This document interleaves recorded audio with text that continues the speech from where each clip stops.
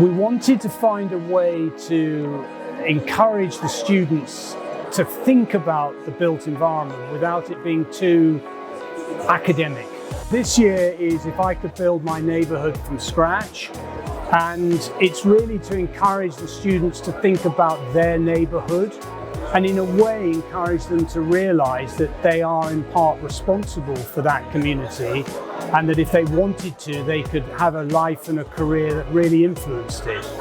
I have a real passion for development and urban cities and how they're changing, and the infrastructure, how people are planning it. I thought the title was really interesting, If I Could Build My Neighbourhood from Scratch, and I just thought like the ways you could interpret that. So I chose racial inequality. So I focused on humans and what we create, how that affects the neighbourhood, the idea of community, unity. So I've talked about how things like schooling could be free and like textbooks could be free in my neighbourhood to give everyone an equal chance. I wrote about some key concepts like communication and action in the community. My essay is really a lot about how innovation is just going to keep going, and we're never going to go back to how we were before.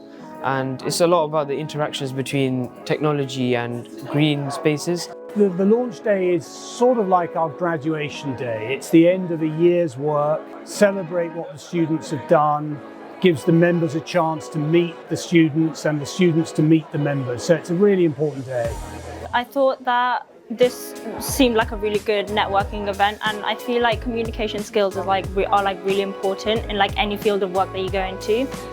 The importance of opening up your mind to different perspectives and how other people think is really relevant to like society. I just really wanted to see other people's perspectives and how it can change mine. To talk to like a lot of the partners and even the CEO, and like talk to them about how their jobs affect their lives and like how they got to that position. That people communicating to create a better sort of environment to develop and create new ideas.